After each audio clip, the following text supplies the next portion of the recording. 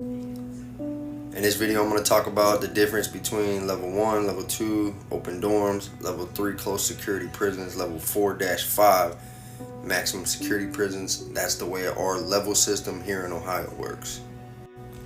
Depending on your case, if it's low felonies, you'll be a level 1. Most people start out as a level 2, and you will be in an open dorm. This is an open dorm right here in this photo behind me. If you get in trouble while you're incarcerated, you'll get leveled up to a 3 or a 4 depending on how bad it is. Some people start out at 3, especially if you have something to do with someone being unalived. There's a point system in the computer. It's like an AI. They put everything in there in the factor. How old you are, have you ever been to prison, what was your charges, are you STG gang affiliated, all of that. Once they do that, it suggests to them what level you are when you're either in Lorraine or CRC. Those are our 2 reception centers. If you have a case to do with someone being unalive, even manslaughter, you'll usually start out at 3 no matter what. But those things I just mentioned, they can also make you start out as a level 3 and you'll be right in a cell block. That's what I'm getting at. So the difference is right here. You'll see if you live in a 1 or a 2, you literally live amongst 300 other men or women usually. The way our prisons do it is there's an A side and a B side. Right here would be 150. That's why I chose this photo, because it relatively looks like ours. On the opposite side of these walls would be like B side, exactly like this, another 150. How you see that hallway right there? It would be like you could cut through to get to both sides, but technically you're not supposed to do that. That's the CO's desk right there, and it looks like the bathroom.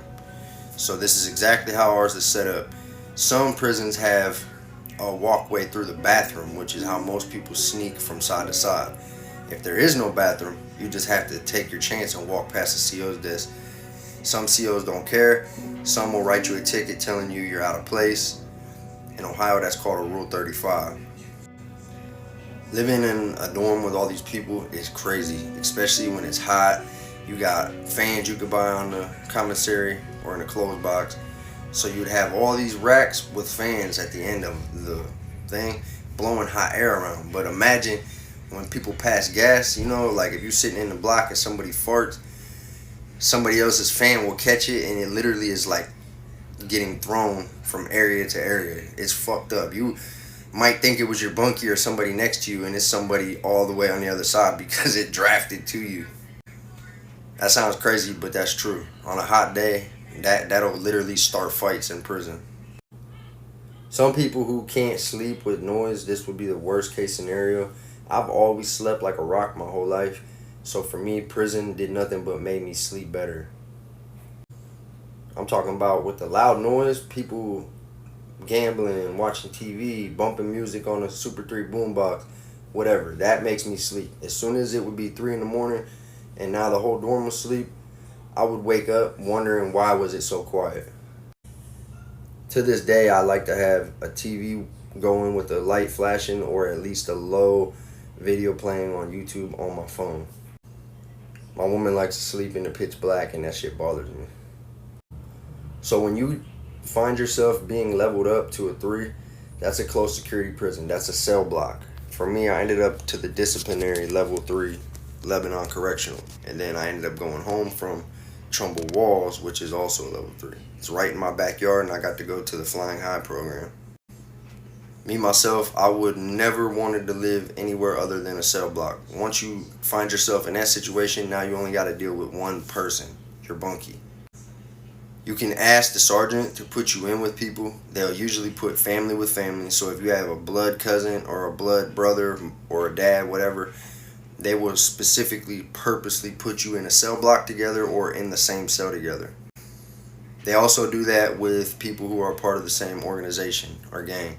So in Ohio, STG stands for Security Threat Group. Anybody who's tagged in the system as a gang member, you will be on that list. It also gives you a specific FBI number in this federal database to be considered as homeland terrorists, which sounds crazy, but ever since 9/11, that's what they do. In some prisons, they don't care about race or who. They don't care if you are enemies, this and that. That's pretty crazy. But in Ohio, the way they do it is they try to put people in the same gang in the same room. The only time they won't do that is if you piss somebody off and they fucking hate you. They might even put you in there with one of your ops. I mentioned the race thing because a lot of times there are people who only want to live with their own race and they can request that. For me, being that I was a part of a biracial organization that started out as a African American gang, they accept Caucasians and they accept Latinos. Now that things have changed, for me, it didn't matter about any of that. I'm saying, like, let's say there was a white to white, black to black cell, and they're all full, but someone just came from the hole and they have nowhere to put them. They would come to me and say, hey, this black dude's about to come live with you, and y'all's tagged as the same thing. So I ain't, you can't give me a yes or no. I'm literally telling you they're coming to live in there with you. But the thing is, it's one of your guys, so at least you already got that in common. That probably happened to me about 4 times in my bid, which I didn't care anyways. I had one of my bros, TYG, from Cincinnati. We specifically tried to live in the same room with each other. It didn't last that long because we ended up getting in some trouble and got crashed out in the block. But during that time while we lived together, we was comfortable. We was close. I know it sounds crazy, but down south they got things like the Confederate flag with racism and all that crazy shit. You might not see a white dude and a black dude there either, just like in out west. But in Ohio, where I live at, it's not like that. It's actually majority gangs and organizations are biracial. Even the ones that started out and wasn't before, they are now. Quick example, GD, Growth and Development, Crips, KFs, Convicted Family from Columbus. You got C-Dubs, Cincinnati White Boys. They changed their name to Cincinnati Wild Boys. All those organizations I just named were specifically for their race, and now they're all biracial. Speaking on the C-Dubs, they even changed that middle part of their acronym to Wild Boys because they wanted to start letting black dudes be a part of their organization. And now there is a lot of them. I think one of the craziest things I ever seen was a black dude with swastikas tatted on him, and he used the N-word a lot with a hard R. It was crazy, but he literally would say that he felt white and that he was trapped in a black man's body. Yeah, that's what he said. It was pretty crazy. I actually just seen somebody in the comments recently said that they seen a guy like that, and it might have been the same dude. Alright, I just wanted to show y'all the difference. This is what a level 2 open dorm setting looks like.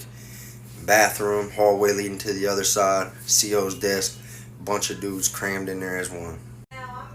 Imagine something going on, you're laying there asleep, and let's say it's a 2-on-2, 3-on-3 fight. All these racks will start moving. They're supposed to be bolted to the ground, but 9 times out of 10, they're not. So you just hear racks sliding. You might see locks getting thrown. A CO will come in, start spraying, and now everybody's running and coughing and putting a shirt over their face because you are in there with the shit no matter what.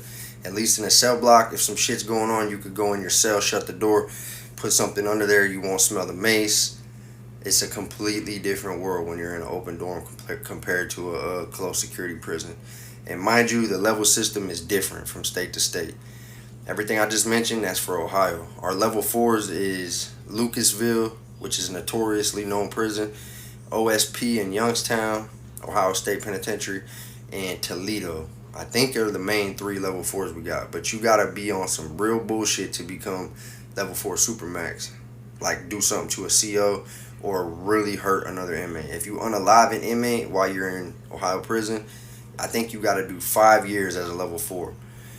If you take somebody out, they'll put you as a level 4 for about 5 years, and then they'll decide if they want to drop you back down to a 3, but you gotta earn that shit. Till the next one, stay safe, stay free, stay blessed.